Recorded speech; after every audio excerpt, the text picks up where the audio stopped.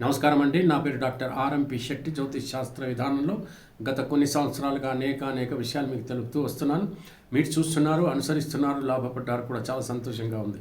అయితే ఇప్పుడు నేను చెప్పేటువంటి ఒక ముఖ్యమైనటువంటి విశేషం ఏమిటంటే, మిథున రాశి వారికి డిసెంబర్ మాసం 2024 సంవత్సరంలో మాస ఫలితం అంటే గోచార ఫలితం ఎలాగుంటుందో వివరిస్తున్నాను, జాగ్రత్తగా వినండి.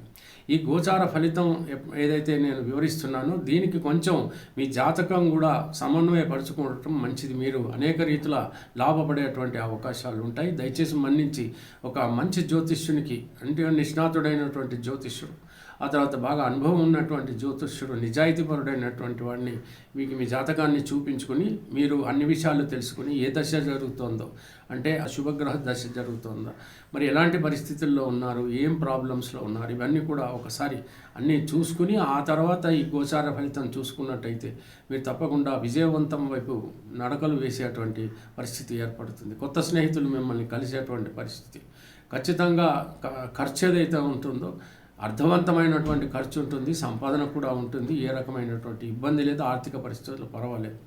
అయితే ఎట్టి పరిస్థితుల్లోనూ మీరు ఎక్కడైనా మెట్లు ఎక్కుతున్నప్పుడు కానీ, మెట్లు దిగుతున్నప్పుడు కానీ, లేకపోతే ఎలక్ట్రిసిటీ దగ్గర కానీ, గ్యాస్ స్టవ్ దగ్గర కానీ, ట్రాఫిక్లో కానీ ఎక్కడైనప్పటికీ కూడా కొంచెం జాగ్రత్తగా ఉండాలి. ఏదైనా గాయాలు తగిలేటువంటి అవకాశాలు ఉన్నాయి.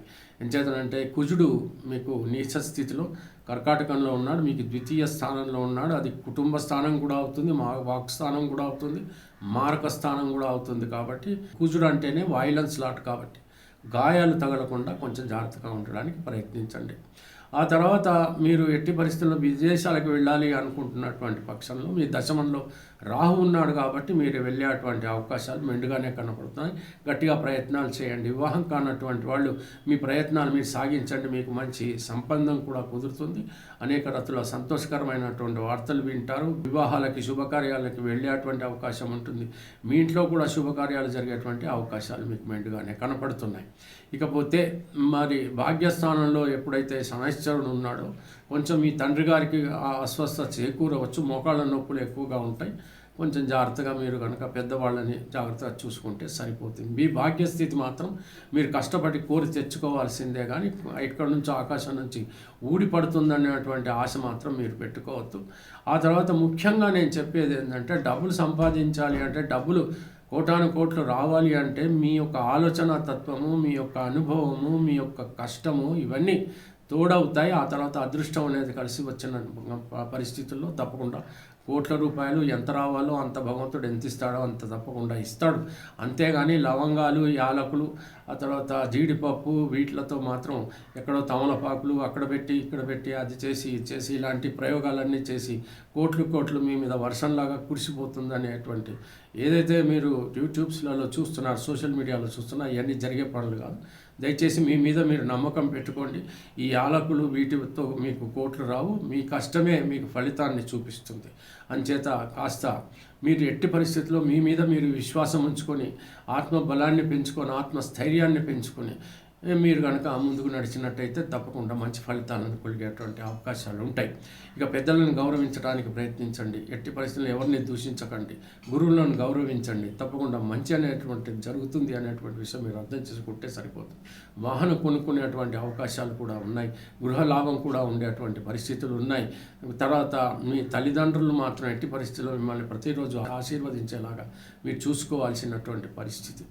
ఇకపోతే మరో విషయం, ఎట్టి పరిస్థితిలో ఎక్కడైనా కానీ ఏదైనా విందు వినోదాలు లాంటి శుభకార్యాల్లో పాల్గొన్నప్పుడు మాత్రం ఆగ్రహవేశాలకు గురి కాకండి. అనవసరమైనటువంటి రాజకీయాలు మాటలు వాటిలో తలదూర్చి మీరు ఇరిటేట్ కాకుండా ఉంటే మీ గౌరవాన్ని మీరు కాపాడుకున్న వాళ్ళు అవుతారు. మీ వెంటనే మిమ్మల్ని వెన్నుపోటు పొడిచేటువంటి వాళ్ళు ఉన్నారని మాత్రం అర్థం చేసుకోండి. ఎవరికైనా అప్పిచ్చి ఉంటే మాత్రం కొంచెం నరసింహస్వామి అష్టోత్తరం చదవండి. ఎందుకంటే కొన్ని మొండి వాళ్ళు ఉంటారు, వాళ్ళు అప్పు తీసుకోవటంలో ఉన్నంత ఆ చొరవ తీర్చడంలో ఉండదు, వాళ్ళు తప్పించుకు తిరుగుతూ ఉంటారు. వాళ్ళని ఊరికే పట్టుకోవడం అనేది చాలా కష్టమవుతూ ఉంటుంది. కాబట్టి వాళ్ళకు డబ్బు ఇవ్వాలని తలుచుకుంటూ నరసింహస్వామి అష్టోత్తరం చదవండి, మేలు జరిగేటువంటి అవకాశాలు ఖచ్చితంగా ఉంటాయి. ఇకపోతే మరో విషయం ఏంటంటే, ఒకవేళ ఏదైనా ఇల్లు కొనుక్కుంటున్నప్పుడు బాగా జాగ్రత్తగా టైటిల్స్ అవన్నీ చూసుకుని లాయర్లకు కొనుక్కోండి. ఎందుకంటే డిస్ప్యూట్స్ అనేవి ల్యాండ్ కానీ గృహాలు కొనుక్కునేటువంటి పరిస్థితిలో డిస్ప్యూట్స్ అంటే అనవసరమైన గొడవలు వచ్చేటువంటి ప్రమాదం ఉంది కాబట్టి జాగ్రత్త పడండి. అనవసరంగా అప్పులు చేసి కూడా కొంటుంటారు. మళ్ళీ అప్పుడు డిస్ప్యూట్స్ వచ్చినాయి అంటే మాత్రం మళ్ళీ కోర్టులు ఈ గొడవ అంతా ఉంటుంది కాబట్టి జాగ్రత్తగా ఉండడానికే ప్రయత్నించండి. ఏదైనా ఒకవేళ కోర్టు కేసులు ఉన్నట్టయితే త్వరితగతిన పూర్తి చేసుకోవడానికే ప్రయత్నించండి. నూతన స్నేహితులు కలిసేటువంటి అవకాశాలు, కొత్తగా వ్యాపారం ప్రారంభించేటువంటి పరిస్థితులు కూడా మీకు ఖచ్చితంగా ఏర్పడతాయి. విదేశాలకు వెళ్ళాలని అనుకుంటే మాత్రం గట్టిగా ప్రయత్నాలు చేయండి. వెళ్ళేటువంటి అవకాశాలు ఉన్నాయి. అది ఉద్యోగం కోసం అయితేనేమి, లేకపోతే విద్య కోసం అయితే ఏదైనప్పటికీ కూడా బాగానే ఉంది. పరిస్థితి అనుకూలంగా ఉందని మాత్రం మీరు తెలుసుకుంటే సరిపోతుంది. ఇకపోతే మరో విషయం ఏంటంటే తూచా తప్పకుండా ఎట్టి పరిస్థితుల్లోనూ మీరు హనుమాన్ చాలీసా మాత్రం చదివి తీరాలండి. ఆ తర్వాత శ్రీ మహావిష్ణువు తప్పకుండా పూజించాలి. శ్రీ మహాలక్ష్మిని పూజించినట్టయితే ఆర్థిక పరిస్థితి, ఆత్మస్థైర్యం రెండు కూడా కలిగేటువంటి పరిస్థితులు ఏర్పడతాయి. బాగుండేటువంటి స్థితిగతులు ఏర్పడతాయి. తెలిసింది కదా. సెలవు మరి, ఉంటాను. నమస్కారం.